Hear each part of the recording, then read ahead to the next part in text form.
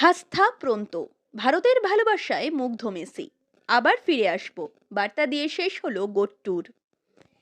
কলকাতায় উত্তেজনাপূর্ণ শুরু, আর দিল্লিতে আবেগঘন সমাপ্তি। ভারতের মাটিতে গোট ট্যুরের শেষ দিনে ফুটবল প্রেমীদের ভালোবাসায় আপ্লুত লিওনেল মেসি জানিয়ে গেলেন তিনি আবার ফিরে আসবেন।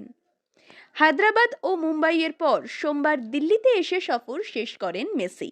সঙ্গে ছিলেন লুইস সুয়ারেজ ও রড্রিগো ডি পল।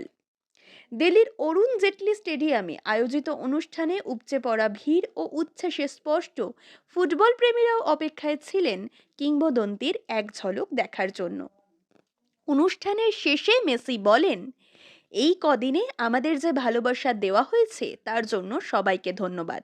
এটা আমাদের কাছে দারুণ অভিজ্ঞতা। সফরটা খুব ছোট ছিল, কিন্তু ভালোবাসা ছিল অসাধারণ। ভারতের ফুটবল প্রেমীদের আবেগের কথা উল্লেখ করেই মেসি আরও বলেন, আমি জানতাম এখানে এসে ভালোবাসা পাবো, কিন্তু এতটা পাবো সেটা নিজের চোখে না দেখলে বিশ্বাস করা কঠিন। আপনারা যা করেছেন তা সত্যি অভিভূত করে দেওয়ার মতো। আমরা নিশ্চয়ই আবার ফিরব, হয়তো ম্যাচ খেলতে কিংবা অন্য কোনো কারণে।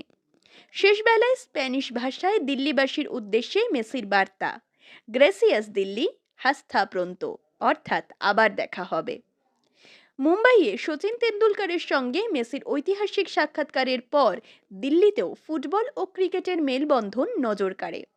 ক্রিকেট প্রধান দেশে ফুটবল তারকাকে বিশেষ সম্মান জানানো হয়। সামনের বছর ভারতে অনুষ্ঠিত হতে চলা টি-20 বিশ্বকাপের প্রতীকী টিকিট তুলে দেওয়া হয় মেসির হাতে। পাশাপাশি মেন ইন ব্লু এর জার্সি উপহার দেওয়া হয় 3 ফুটবল তারকাকে। মেসির 10, সুয়ারেজের 9 এবং ডি পলের 7 নম্বর জার্সি। মেসির হাতে তুলে দেওয়া হয় তার স্বাক্ষর করা একটি ব্যাট। ভারতের ভালোবাসায় ভেসে গোট ট্যুর শেষ করলেও মেসির বার্তায় স্পষ্ট, এই বিদায় চূড়ান্ত নয়। হাস্তাপ্রন্ত ভারত।